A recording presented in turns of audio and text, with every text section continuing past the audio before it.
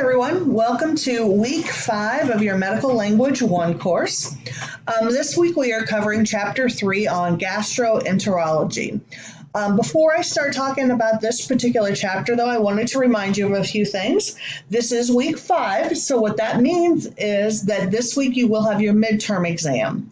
That exam will cover everything up through this week's material and including this week's material. So make sure that you prepare and study this week's material before you try the exam. Also, this is the perfect time for you to get caught up in the course. So if you're missing any assignments or quizzes or drug information quizzes, tests, make sure that you get those completed and turned in as well. On Monday of next week, I will be posting midterm grades. So it's really important that you have all of those things done by then so that I can get any missing work graded and it's reflected in your midterm grade. So if you've got problems or questions about what you can turn in, just reach out to me and let me know. Everything is still open from those first 5 weeks with the exception of your discussions. Discussions always close on Sunday and you cannot make those up because there's no one left to talk to in the course, in the discussion board.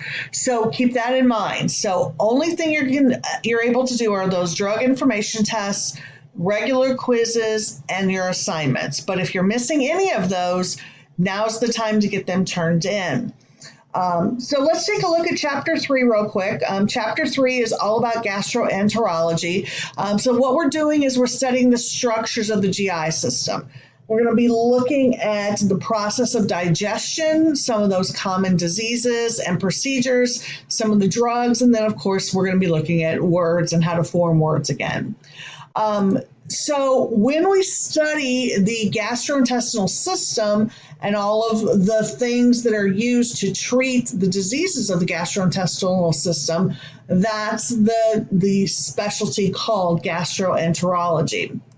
So the GI system basically starts at the mouth and ends at the anus. So as we go, we're talking about everything from bringing in the food to expelling it from the body. So all of this particular, all of the systems or all of the organs within that system are part of this process.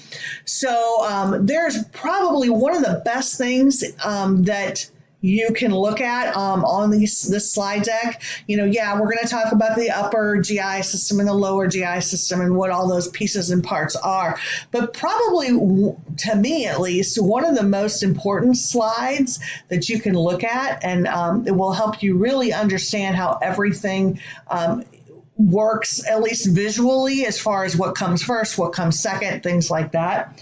Let's go down to, let me find that slide real quick, slide 45. So slide 45 is a really great one to show you what's the upper GI, what's the lower GI, where's the large intestines, what order does everything go in? I really love this slide because it makes things so much easier to follow. And I think if you printed this out or copied it onto your notebook, I think this would be a great way for you to understand how this system works.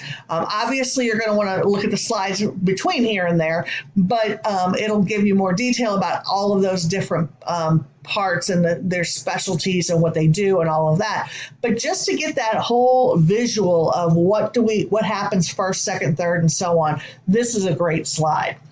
And then we're going to look at the different diseases. So we're going to look at the diseases, even things, just the eating disorders. Those are considered diseases of the gastrointestinal system. So anorexia and things like that.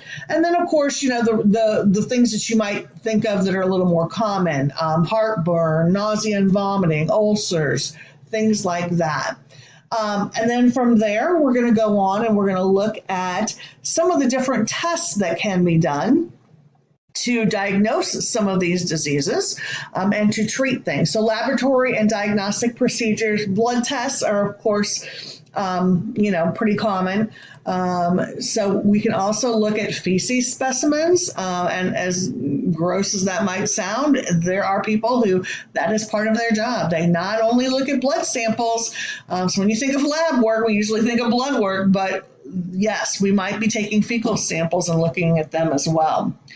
And then you're going to look at some of the surgical procedures, so putting in an NG tube or having an appendectomy or a biopsy, all of those things.